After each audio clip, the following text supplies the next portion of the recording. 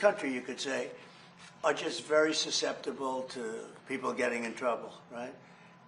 And was this one of the worst on the state, on that entire coast? I mean, do you have other areas? Because that looks like a very dangerous place, the way those waves, on a beautiful day, right? The characteristics on that given day made it a little more difficult. You know, it was a warm day, so there's lots of folks on the beach recreating, and then combine it with that large surf and the strong currents that we had in the area made it treacherous. But California's coastline is very diverse, and we have very remote and rugged sections of coastline that our lifeguards work on every day. Do you have areas where you don't have lifeguards that are very dangerous and people innocently go swimming and they don't have a chance, probably, right? There certainly are unguarded areas within the state and around the nation, and people getting in without the knowledge or ability to recreate in those waters can be extremely dangerous. And you have a lot of that. Is this one of the more dangerous areas, the swirl? I would say it's, during the summer months, it's one of our more dangerous summer beaches, yes. Yeah, it looked amazing, and it didn't stop. You know, the water came in and just keep coming. It was, and it looked like you were almost on shore, but you weren't really on shore. It's deceptive. It was a fantastic thing. Do you have any questions? Mr. President, congratulations on being honored here. Let's keep the questions for them just for this, and then we can ask a couple later. Go ahead, please. Thank you, Mr. President. So thank you for doing this. Good, sure. What do you hope young Americans in our country take away from this incredible young man's That's story? a great question. I mean, look, they're going to look up to Ryder. They're going to look up to Nathaniel, the way Nathaniel handled it. He was cool considering the problems I was watching. You were very cool, and they're going to gain respect. I think, very importantly, they're going to gain respect for what these people do, having to do with lifeguards and having to do with safety. This was an unbelievable experience. Anybody watching, it's not my world, but I respect that world. I always had, but never maybe so much as I do now. So I thought you bring, to your profession, to what you do and what you do so well, you brought tremendous grace and experience, really tremendous grace, tremendous a feeling that it's so amazing to see this happen, to see it before your eyes. And I don't think any other, I've seen surfs, I've seen rescues before, I've never seen anything quite like this. It's been a great thing for your profession, and people are going to respect it even more, respect you even more. So I just thought it was really a very worthwhile event to have it at the Oval Office. So congratulations. Mr. President, I actually have a if you question. don't mind, can I have a question for the young gentleman? Go ahead, sure. So first of all, a lot of people are very inspired by what you did. Can you tell us what was going through your mind at those dangerous moments, and what would you like to do in the future? How has this experience as a lifeguard shaped you? In those dangerous moments that we have, we always try to fall back on our training. We are trained so well by many to handle that situation as best we can. So I really am just thinking about how to get the boy out of the water as fast as I can.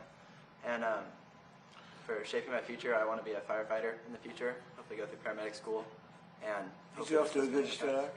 We'll give him recommendations. We may have some good recommendations. Go ahead. That's all I have. Good.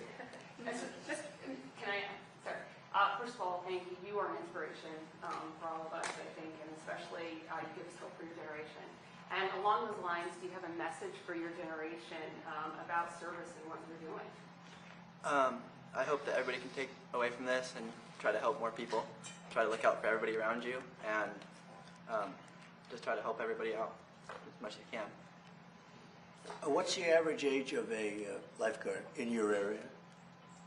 I'd say a lot of this last year, a lot of them were 16 to 17 years old. And you have some that make it a profession, right? Yes, sir. A lot. So do you have 35, 40, 45-year-old? Yes, That's sir. great. And they lead a beautiful life on the surf, right? Yes, sir. And they would rather do nothing else, Yes, right? That's very good. I think it's great. Mr. President, on a different topic. Well, wait, let's finish on this topic. This is very exciting to me. Now, it's so exciting to see something like this happen. He's a real hero. When you see that, I don't know if I'd do it. I wouldn't probably. You're lucky I wasn't. You're lucky I wasn't on service that day. I don't know. But no, he's a real hero. It's an amazing thing. And he's a real lucky guy, too. God was watching you, right? Yeah. Great. Go ahead, please. Mr. President, I do have a question about Iran, but I would like to ask you something about the rescue as well. Following this, there's been a push in Congress to officially affirm that open water lifeguards should be recognized as first responders. That would apparently really open up access to benefits, more federal programs. Would you support that? Well, I think they have gone a long way to get that done. You know, it's something most people don't talk about. We have a lot of other things we talk about. And first time I've ever heard the question, but this is something that's been going on, I guess. Is that right? I'd like to put my weight behind it. So let's take a look at it. Very important. Yeah. Yeah. I like the idea. Why do you ask that question? I mean, is this something that's been discussed very Members much? of Congress have been talking about it in the wake of this. Well, I think in the wake of what happened here, there's a possibility something like that would happen. And Mr. President, your memorandum of understanding with Iran expires today. Are you any closer to reaching a final deal on ending Iran's nuclear Let's program finish today up. than you were 60 days ago? Let's finish up with Ryder, and then when we're done, we'll answer a couple of those questions. Yeah? Thank you, Mr. President, again. So for the young men and for those who trained in here, so as a parent, I'm very concerned when I see moments like those. What's your message to parents across the country who want to really improve their children's safety, especially when they're younger like this? Well, I think you have to be going to the right beach, number one, and I think you have to have lifeguards around, right? Because you could go to that water. It looked so beautiful the day. It was such a beautiful day, everything nice. The water didn't look that bad, and then all of a sudden you see these violent waves come in. That's what amazed me so much. I studied it. I said, this is incredible. I've never seen that kind of roughness in water. I've seen tragic things happen, but I've never seen water that looks so calm, and then every 15 seconds, the violence comes back in. I think really you probably have areas, I'll bet you have areas that you think should have, as you call them, guards, that don't have. Can you imagine having more guards along the coast, parts of the coast, that aren't guarded where people die? Yes, certainly. The National Water Safety Action Plan and the California State Action Plan both call for more supervision. And by supervision, Do we lose a lot of people due to lack of, covering an area? It can be challenging in some of those spots because of the economy to live there is Right. expensive. It's a coastal beach community, and there's $1 million homes on the beach, and our lifeguards are making a little more than minimum wage, but it can be challenging to live in those spaces, so it's hard to retain employees in those areas. As the lifeguards grow older and they want to make that a profession, which is a noble profession, they make much higher salaries, right? Yeah, yes. If they become They make a good living. if they become a full-time lifeguard, which in our department requires you to become a peace officer, I see, okay. Well, that helps for that other question. it does. That's a livable wage, and they can become members of the community and live where they're working and give back. So will you be doing it? You help so much with Ryder. Will you be doing it as a profession, or will you be doing other things later? So I'm actually a full-time firefighter paramedic with a fire department in California, and I've stayed on the books with state parks because I owe this program a lot, and it's done a lot for me. Oh, that's And great. I love being here helping train people like Ryder, so I plan on staying around for a long time. That's great. Good job. That's fantastic. Yeah, please. Are you Policy okay? question, Mr. President? Go ahead. Onto the policy. There's a lot of debate right now about these license plate scanners that are going up across the country. They're called flock cameras. People are worried that the police might misuse them. Have you heard of them? Yep. Or what's your stance? Well, it's being studied right now. You have pros and cons, right? It's being studied right now. We'll have an answer sort of as to our views on it over the next couple of weeks. Mr. President, yesterday John Alsop said you'd rather travel with your aide, Natalie Harp, and build the ballroom than do your job as president. What is your Who said response, that? John Alsop? You mean Pee Wee Herman? Pee Wee Herman lookalike? No, I would much rather do other things. We're building a great facility here. We're fixing a White House that hasn't been taken care of. You can look at this. This room was a disgraceful situation, the Oval Office, and it was let go. The whole building, the White House, was let go. The exteriors were falling apart. The columns were falling apart. The whole place was a mess. In addition, they've been trying to get a ballroom for the last 150 years. And when I said I was going to build a ballroom, the military asked if they could see me. and they say, sir, we have an opportunity to go down deep into the ground and build a military facility to go to the White House and to go with all of Washington, D.C., which would be so valuable. And then they came up with the drone port on top, which would be a major drone port to protect the White House and all of D.C. And all of those things added up, and it became much more than just a ballroom. And I said to myself, wow, what an opportunity. I mean, if I was just going to build a ballroom, I could have had it built very quickly, because I build very well and very quickly. We went 5 stories down into the ground. We did a lot of tremendous things for the military, things that they could never get. They said, this is an opportunity that we have because you're building the ballroom, that if you would be willing to spend more time, we would love to be able. We've been trying to do this at the White House for many, many years, and they've been trying to have a ballroom at the White House for many, many years. Now, what happened is we used to use tents, and the tents are usually made of either a plastic material, or canvas, and they wouldn't stop a .22 caliber. They wouldn't stop anything in terms of safety. It'd be very dangerous, and they haven't used a tent for years. They haven't had any big. Like we have President Xi coming on September 24th or so. I think it's September 24th. And we'd love to have 2,000 people coming to dinner and celebrating a nice evening, et cetera, but we only have a room that's going to hold 89 people, and 89 people is not appropriate. So maybe more importantly, it's totally secure with bulletproof windows, bulletproof sides. It's drone-proof. It's missile, every at the top of the line. And we need it, and especially with what's happened, unfortunately, to the world, you could say.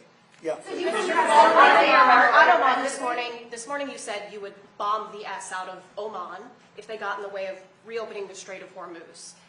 Would you say you're out of patience with Oman, a strategic partner? No, I don't think they behaved very well, but we'd handle them very easily, just like we do other things. Mr.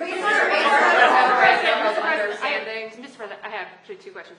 There was a report by Center Square that nearly 24 Democratic attorney generals, months before your reelection, were basically planning already lawsuits against you, and wanted to see what your comment is on that. Second question. Well, I heard about that. I'm not surprised, because they've weaponized this country like never before. The Democrats, or the Democrats as I call them, they've weaponized the country like nobody's ever seen anything like it. When you see the reports that are coming out now, that you would have never seen if I had not won the election in a landslide. But you would have never seen it if I didn't win the election. But the reports that you see coming out now, and the kind of illegal activity that they used on the 2020 election and beyond is earth-shattering. These are very dishonest people, so I wouldn't be surprised to hear that. Sorry, but this is on D.C. You have mentioned before, if the Democrats get in again, that they may eliminate the filibuster next time and make D.C. a state. A while back, Senator Mike Lee had floated an idea. It wouldn't be a state. It wouldn't be. I mean, if we're talking about us, we have, as you know, a very radically left person elected mayor, who I haven't met. I'm sure she's very nice, but very, very, very radical left. And we would have to federalize D.C. You know, we've made D.C. great. When I got here, it was a very dangerous capital. I would have said to Ryder, don't come. It's too dangerous. Now I can say you can walk down the street, you can grab Nathaniel and all your friends, you can walk in, you're going to be very safe. But if you were here a year and a half ago, the numbers were horrible. The crime stats, the murders, the death, the drug dealing, everything was. We have one of the safest. We've taken it from one of the most unsafe cities in the country to as safe a city as there is. Amazing what's happened to Washington, and it's our capital. We have to have a safe capital. And we did it through a lot of different reasons, but we also put the National Guard here. But in addition to that, the cleanliness, the new grass, the graffiti's all gone. We fixed up 82 monuments, fountains, and other things. The places, and when you see it in 6 months from now, it's going to be even beyond that. We're proud of our capital. I think these things are important. Whether you build, whether you do something to fix the White House, where, you know, now they've never had a real estate developer, a good one, a real good one, here before. They might not ever have one again. But, you know, fixing up our great capital is a very important thing.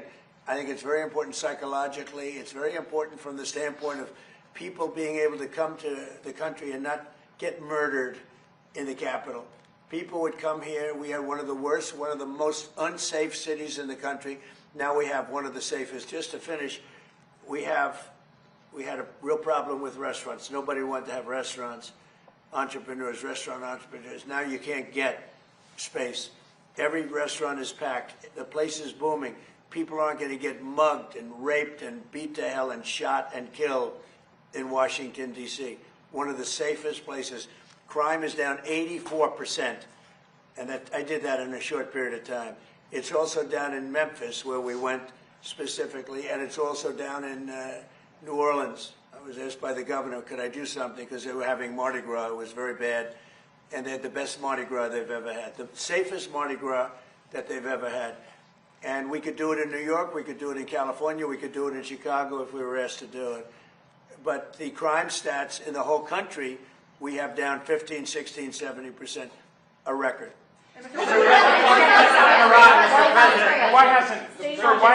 Why hasn't Kim Jong-un responded to your request to have a conversation? How do you know he hasn't responded? Has he? Yeah, he has. Did you speak to Where him? are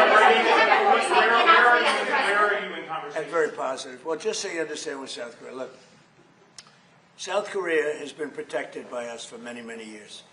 And during my first term, they agreed to pay close to $3 billion a year for protection, because we don't, they essentially weren't paying. And I asked them to do that at my request. I said, not right. They weren't happy about it, but they agreed. I asked for $10 billion, and they were very unhappy. But we agreed for a short term that it would be $3 billion, and next year it would go up, and the next year it would go up, so they start paying for their protection. When the election was rigged and I ended up watching for 4 years and then coming back, I watched Biden rescind that $3 billion a year for whatever reason. When I called recently the president of South Korea, who I like, I think he's very nice actually, but I called him, I said, would you like to give us a little hand? We don't need help with Iran, but if you'd like, give us a hand with Iran. He said, no thanks. And I said, wait a minute, we have 39,000 soldiers over there guarding you from Kim Jong-un, your next door neighbor, and you're not going to help us on a very easy military operation in Iran? That's strange. No, we'd rather not get involved. I say, well, why are we involved in helping you? So, and I want to help them, but, when you ask somebody, would you like to give us a hand, and they say, no thanks, and then we're guarding them from a country and paying ourselves billions of dollars, it's costing us billions and billions of dollars to protect not only them, but other countries. Look at NATO. We spend hundreds of billions of dollars protecting Europe from Russia. Hundreds of billions, mostly from Russia, but from other things too. And then they say, well, they don't want to get involved with guarding the Strait, where they get most of their oil. They get 50% of their oil, and they don't want to get involved. Why are we doing it? So all I want is fairness. And South Korea, I get along with them very well, but they were paying $3 billion a year, and then they convinced Biden that I was probably a bad person, and they shouldn't, and he immediately rescinded that order. So we were getting paid. We would have been getting paid a lot more, but we can't go around and protect all of these countries, especially when they're not there to help us. On the expiration of the Memorandum of Understanding, are you any closer today to reaching a final deal to end Iran's nuclear program? Well, they want to make a deal, but they're not going to make the kind of a deal that I feel is necessary. Look, we're in there for one reason. Iran cannot have a nuclear weapon. You understand that? Iran cannot have a nuclear weapon, and they won't have a nuclear weapon. And right now, them building one after what we did previously with the B-2 bombers, going to be a long time behalf. But Iran cannot have. It's very simple. They can't have a nuclear weapon. How do you respond to those folks who say that you are prioritizing the interests of adversaries in North Korea over our longtime partners by scaling back these military exercises? No, I'm making it much safer. You see, I'm actually making it much safer. Kim Jong-un has always treated me with great respect, and we met on numerous occasions, actually, 2 primary occasions, spoken and spent time. I understand him, he understands me. You're doing war games. I get along with him. You know, he didn't like Biden. He didn't like Obama. He didn't like anybody. But I get along with him very well. Now, what I'm doing is making things safer. Just the opposite. Quiet. You're very disrespectful in front of this young man. Okay? Don't you find her disrespectful? He understands. Quiet. Who are you with? I'm with CNN. Fake news. I You're just wanted fake to follow news. up on this out- You're a loud, boisterous person. You're fake news. I was Be trying quiet. to find out if Be you had quiet. been talking Be to quiet. Kim Jong-un, if he had asked you You're a to fake stand up reporter, and you on the report fake military news. exercise. Go ahead. Mr. President, is there enough food on the USS Lincoln? Yeah, it is. That was a CNN fake report. The Lincoln has been out there for a period of time, good period of time. But over the years, we've had them out there much longer. I was at a group meeting, and an admiral came up to see me over the weekend. And it was at a big group, and he happened to be an admiral retired. He said, I've been on ships that are out there much longer than that, sir. And I know people on the Lincoln, they say it's beautifully maintained and beautifully taken care of. And other people went out and they found out to be true. It was fake news reporting from CNN. Mr. President, there was a report that a senior intelligence official with the CCP just bought a historical building overlooking the White House. Have you heard about this? Do you have No, a I report haven't of heard that? that. Mr. President, yes, Mr. President. Yeah, go ahead. Behind you, please. The British Prime Minister recently reportedly sent text to someone impersonating Susie Wiles. Are you concerned about his judgment or the state of communications between the two countries? No, but who happened? What happened? They sent text? Apparently the Prime Minister sent text to somebody impersonating Susie Wiles. And it was No, I'm sure that he had a miscommunication. Mr. President. He's the Prime Minister. Mr. President. You know, I spoke to him. We had a good conversation, a couple of them. We had a good conversation. One of the things he is going to do, I think he's going to open up the North Sea. That'll make UK pretty rich, I'll tell you. If he opened up the North Sea, now he's got an immigration problem and he has an energy problem. He would have solved one of his problems. That would be a big thing. That would make UK rich. If you open up the North Sea, it's one of the great finds anywhere in the world. And if they would open up the North Sea, UK would be rich again. Mr. President, yes, Mr. President, have the people Don't you find them nice? Huh? Nice people, right? Look at him. He's saying, where do people like this come from? Your son is saying, where do people like this come from? Go ahead. The people who are opposing, Especially her. The people who are opposing the ballroom and challenging it, have they offered any sort of solution or sort of compromise, or do they just say there's no hole there? The people that are opposing the ballroom are people that, in my opinion, are very disloyal to our country, very, very disloyal to our country. And I think we're doing very well. We're way ahead of schedule. We're under budget. It's going to be the most beautiful ballroom of its kind. You know, when I was in China, we went to the Great Hall of China. It was this big, beautiful building. And we don't have anything like that. And we have to have that. It's very important. But we also are getting tremendous military protection, drone protection. The building is drone-proof. It's missile-proof as much as something can be missile-proof. It's totally bulletproof. Any bullet, nothing can go through the windows. We have, you know, all top-of-the-line stuff. It's very safe. And you know, the one thing, it's not for me, because I'm going to be here a very short period of time when it's finished. If it finishes right on time, on budget, on time, I'll be there for 4, 5, 6 months. This is for future presidents. This isn't for me. This is for future presidents. And it's a gift. We're making a gift to our country, spending hundreds of millions of dollars to build a ballroom. And it's a gift from great patriots of this country. From, as an example, I mean, I'll give you names. I released some of the names. In fact, I wanted to put them out today, but we got a little busy. And this was, frankly, being with this group of people was very important to me. But we'll be putting them out, some of the people that contributed. But this is a gift to the United States of America. No taxpayer money is necessary. And you can have the finest ballroom anywhere in the world. It's not something I wanted to do, but it's something that's needed. And again, I'm not going to get to use it very much, because by the time it's completed, I'll have 4 or 5 months left, 3 months, who knows. But we're ahead of schedule. It's going to be the best of it in the world, of its kind in the world. There'll be nothing like it in the world. It fits beautifully with the White House. It's gotten fantastic reviews, architectural reviews. People think it's incredible. And when you see it, you'll say, wow, that's really something. And that's what the United States is all about. We have to have that. But in addition to the ballroom, we're building a great military complex. The people that started the lawsuit, the head person, I believe, was fired. And she was fired from another event just before that.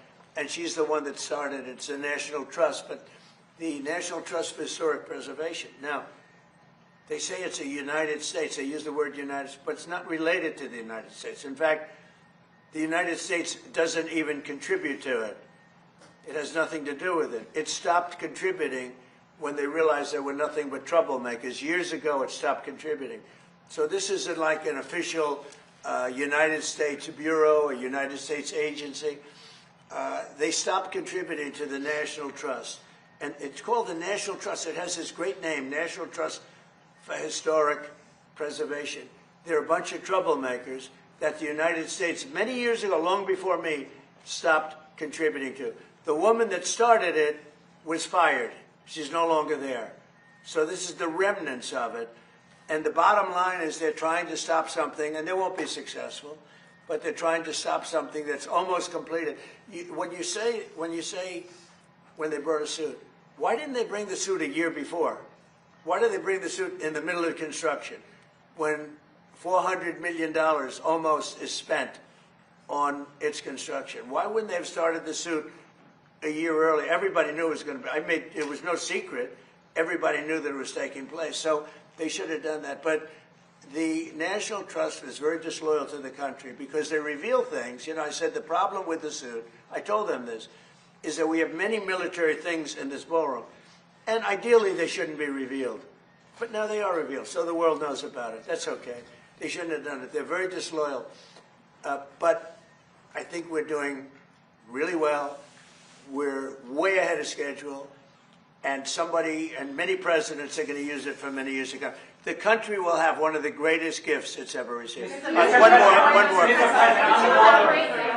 Last week you said that you would soon declare the Strait of Hormuz to be a territory of the United States. Could you elaborate? Well, I just think it's a great idea. Yeah, I mean, we control it. We control it with the blockade. We have a blockade. We control it with the blockade. And I like the idea of declaring it a territory. Why might you do that? We have total control over the strait. Now, they can be a nuisance. They can put a mine in the water, and people don't like having mines hit their billion-dollar ships, you know, et cetera.